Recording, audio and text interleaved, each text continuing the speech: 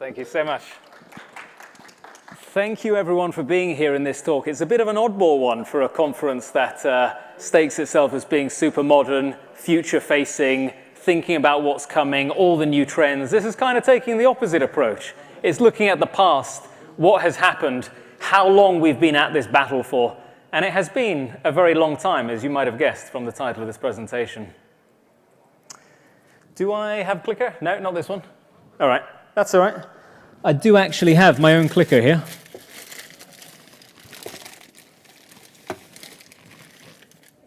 Let's see.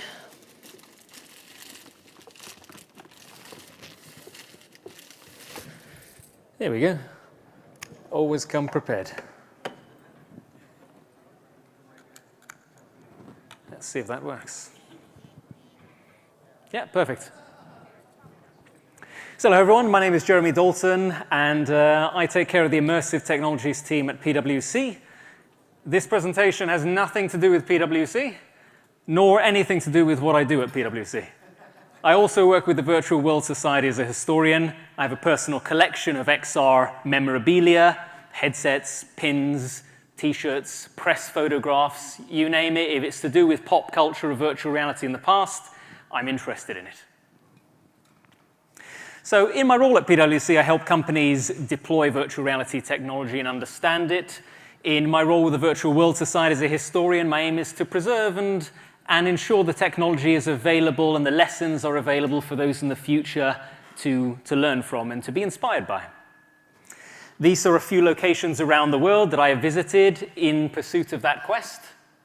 So on the left-hand side there, you can see me at the Retro Computer Museum in Leicester in the United Kingdom, which was actually the origin of the Virtuality Group, if anybody knows. Jonathan Walden, the guy who started that company, is here at AWE, and that is one of the headsets, or it's a bit more than a headset, it's an entire machine.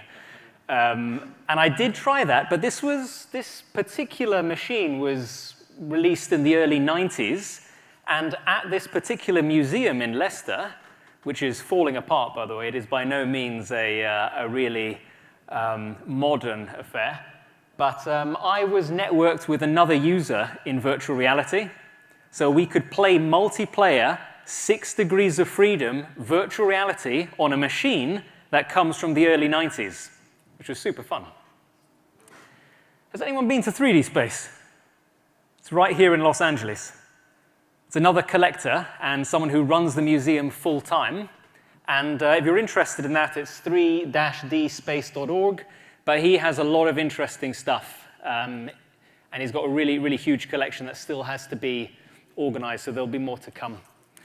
This is me diving into the catacombs of the University of Minnesota Library, where a fellow from the 90s virtual reality industry, a guy called Ben Delaney, donated all of his materials. And I'm talking about all his materials. Everything from plane ticket receipts through to what's on the menu for lunch at a particular conference. It's all there in boxes behind that.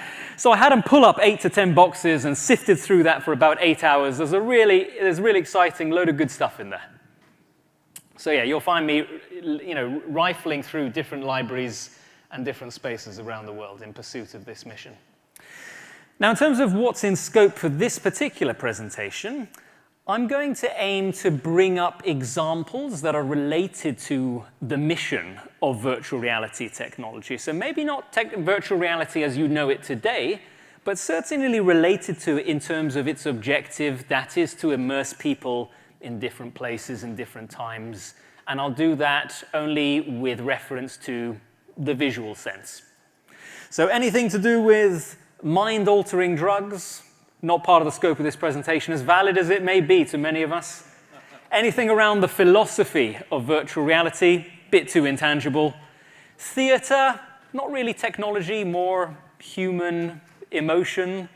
Non-visual I won't cover, even though audio is really important.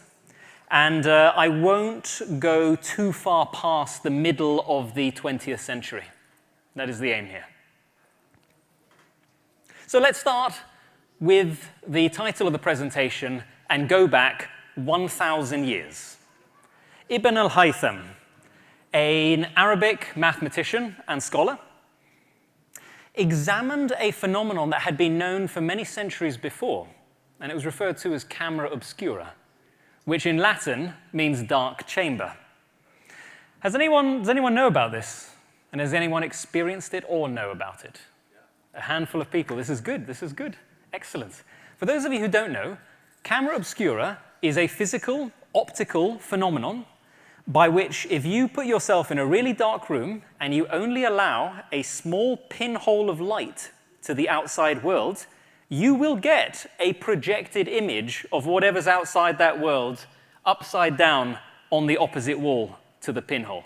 It really is quite magical, and a lot of museums nowadays make use of this phenomenon because it's, despite being 1,000 years later, it's still quite a fun phenomenon to observe. This is the same phenomenon that is used for the basis of today's camera. So you have some light, it shines off an object, it goes through a lens or a pinhole, and it hits a piece of film, or more likely these days, a digital sensor, right? But our cameras produce pictures in 2D most of the time. And our world is not in 2D. And there's only so many cat pictures that are interesting to see. In our quest for greater immersion, we've pursued two different routes. One of them is to surround a user with flat content to give them the impression that they are immersed in that environment. And the second path is to try and create depth, create a sense of 3 dimensions to a 2D world, a pseudo 3D attempt. In 1793, this is how a painter called Robert Barker attempted to use the surround tactic. What he did is he painted a panorama so big that it enveloped your entire vision.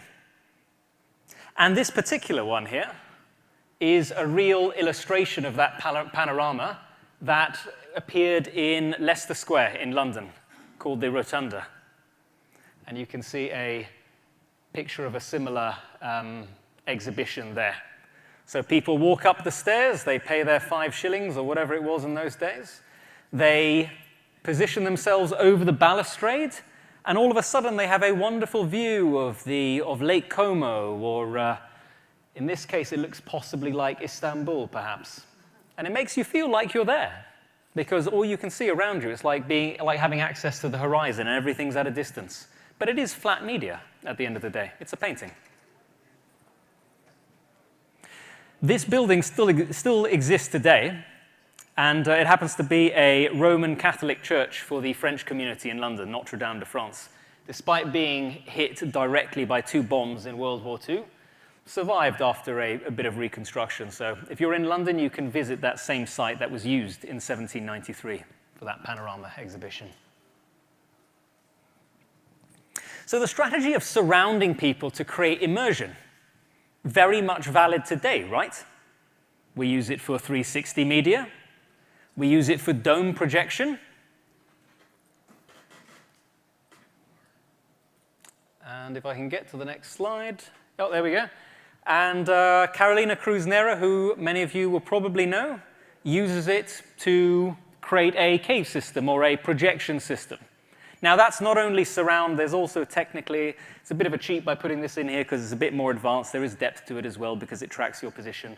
But you get the idea. We're using projection to put you inside a different space. So, going back to the quest for immersion now. We talked a little bit about surround. What about depth? How does virtual reality work, or what is one of the key principal technologies that enables us to see that depth? Yes, exactly. Parallax is one word for it. What's the other word? I heard someone say it. Stereoscopy, exactly. Humor me for a second, everyone. I know you've probably done this before, and it seems like a childish thing to do, but put one finger in front of your eyes, right there. Close the left eye, observe the background, and then close the right eye and open the left eye, and alternate. You see those two different pictures? That concept, the concept of stereoscopy, the idea that we get a different picture in each eye, is a principal technology behind virtual reality. And babies develop this method of understanding the 3D world, called stereopsis, between 3 and 5 months of age. So they're moving about, they're seeing how their hands interact with things in the world, how far their hand needs to extend to reach certain objects, and they're building kind of a profile or a calibration for navigating the 3D world around us. In 1838, this phenomenon was taken advantage of by an English scientist called Sir Charles Wheatstone to create a new invention that he presented to the Royal Society that year. And he published it in a paper entitled Contributions to the Physiology of Vision, Part the First, on some remarkable and hitherto unobserved phenomena of binocular vision. Very wordy titles back in those days. But this is the exact device that he presented to the Royal Society. Anyone figure out how this works? Same concept as our virtual reality headsets. Ultimately, put your face there. Your left eye looks at that mirror, which is at an angle. Your right eye looks at another mirror, which is also at an angle to create a kind of V shape. Those mirrors are reflecting light off this panel here and that panel there. So if you have one picture here and one picture on the inside of there, you're getting a picture in each eye through the reflection of the mirrors. It's a bit of a convoluted way of going around it, but it does actually work. Now, in 1849, a Scottish scientist, Sir David Brewster, entered the scenes, and he had some choice words for Wheatstone's device, describing it as of little service and ill-fitted, not only for popular use, but for the application of the instrument to various useful purposes. Now, translated into English, he's basically saying this is absolute rubbish and completely useless in all applications. He created this device instead. The lenticular stereoscope, shortened to his name, the Brewster stereoscope. And this made things much easier. And it also made things much more familiar to the devices we have today. The idea here is you have two lenses. You have a slot in the back of the headset. You have a card, piece of paper, which has printed images on the left and right-hand side, one for each eye. That card gets slotted into the back of this device, and you see the left and right image through your eye. Now this was, there we go. So to produce those photos, we need a special camera. I still remember the date. In 1864, we have this stereoscopic camera, which effectively takes two images, one for each eye. And an interesting bit of trivia for you, 3D photos were so much the rage at the time when this came out, that when the American Civil War happened, most of those photos are one half of a stereo pair. So it wasn't like they were taken with a normal camera. They were taken with a 3D camera, so to speak, or a stereoscopic camera. And you're seeing just one half, the left eye or the right eye.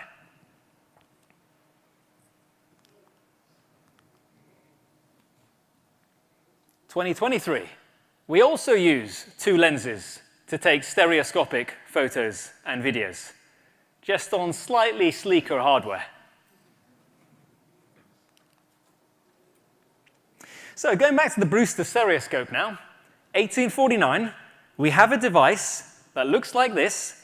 It's portable, it's wearable technology, goes on your face. It uses lenses to focus your sight on two images, and uses the principle of stereoscopy to give one image to each eye. 2023, we have a device that is portable, that is wearable technology, goes on your face. uses lenses to focus your sight on a left and a right image, and he uses the principles of stereoscopy to immerse you in that world. The only difference is one is made of wood primarily, one is made of plastic, one has printed content on a card, one has digital content on a screen.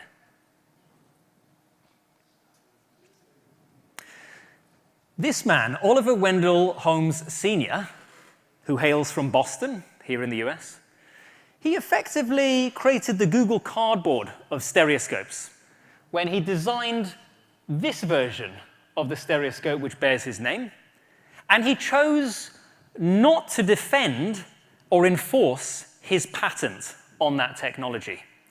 And he did that deliberately to ensure that the design would proliferate throughout society, and as many people as possible would be exposed to the technology of stereoscopy and stereoscopes themselves.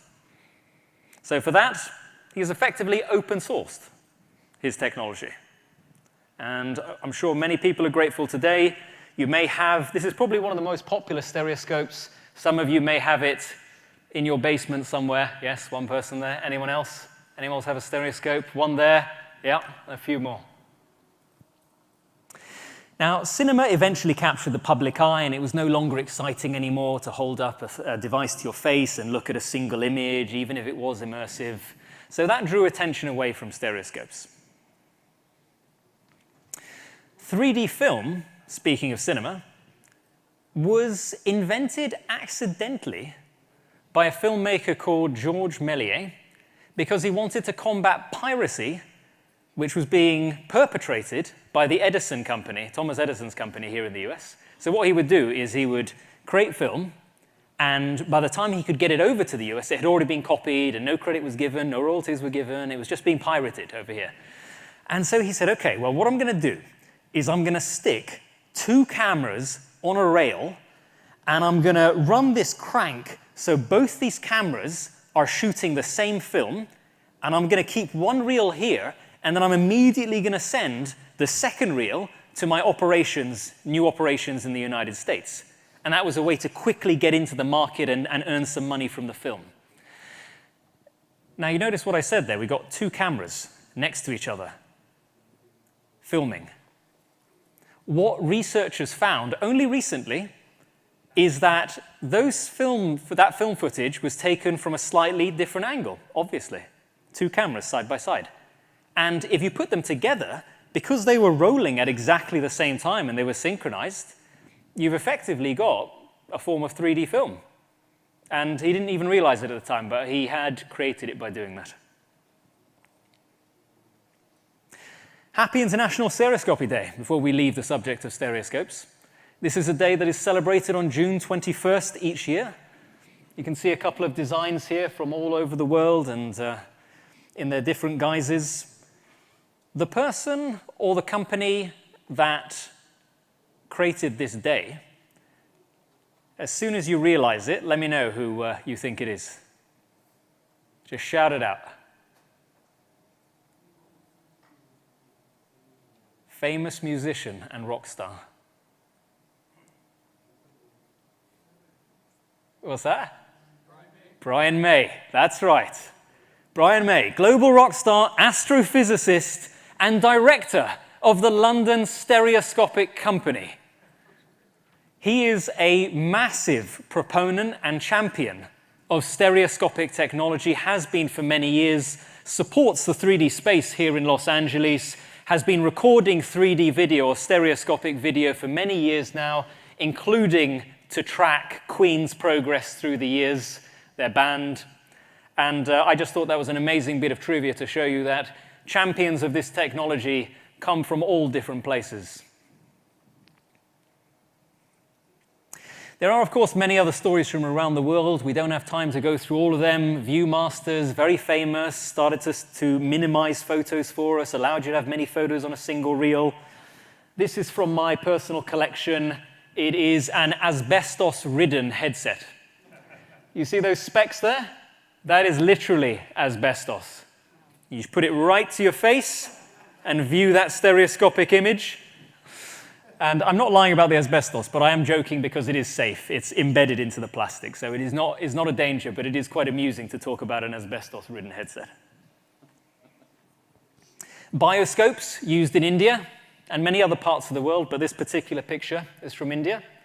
Not a 3D film by any means, but the idea was you had an attendant for this box, and he would hand crank the machine, and you'd get a rolling film going round.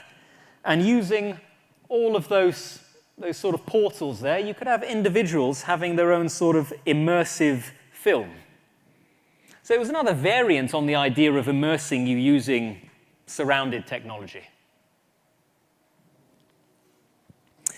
Ooh. This is a picture from literally 2 days ago at the University of Southern California.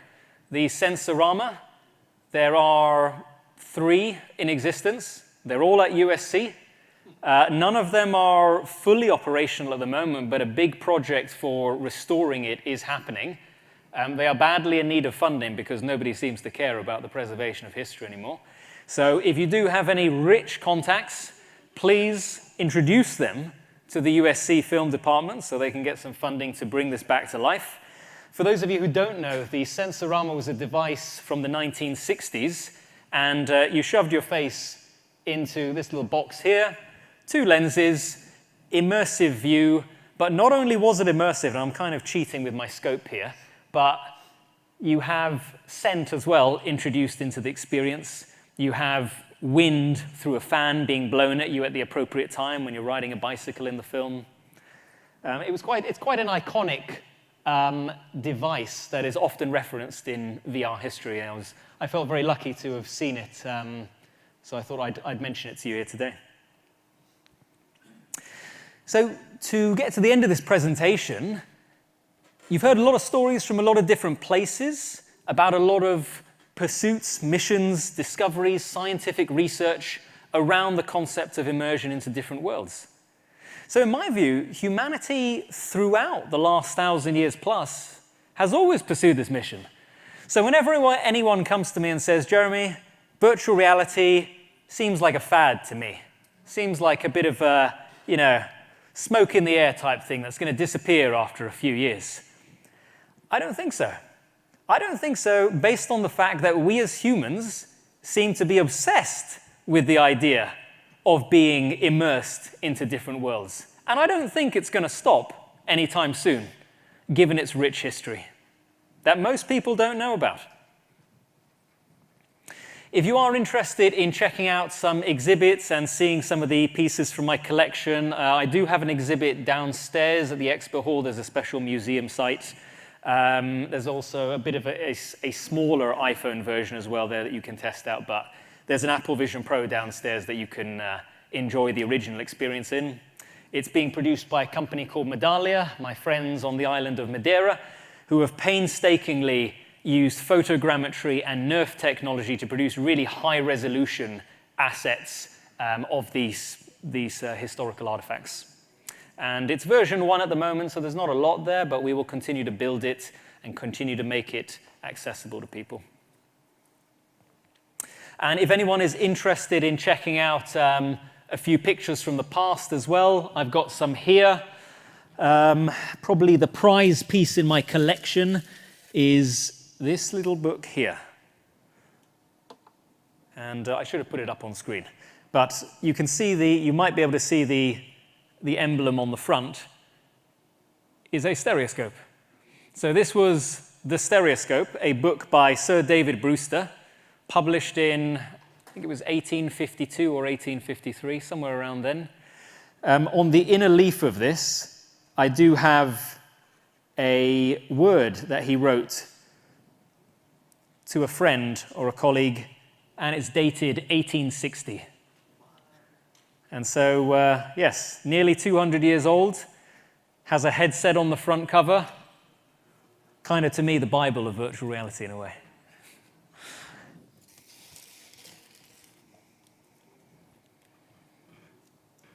So yeah, these are a few here. I'll tell you some stories of these. This here you might not be able to read. It says, virtual reality computer simulation game launched today at the Rock Garden in Covent Garden. Covent Garden is a very famous area of London, for those who haven't been. And you can see the date there, 1991. This picture here, if you reverse it, you'll find out that this is Patrice Gelband. She's a programmer at Autodesk. That picture was taken in 1989.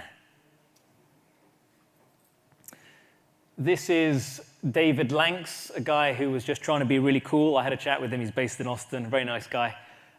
This is him at the VR lab at Syracuse University. I can't remember when the date was for that. This is an assisted reality headset used for medical purposes, also in the 90s. And so, yeah, there's a few bits and pieces here and there.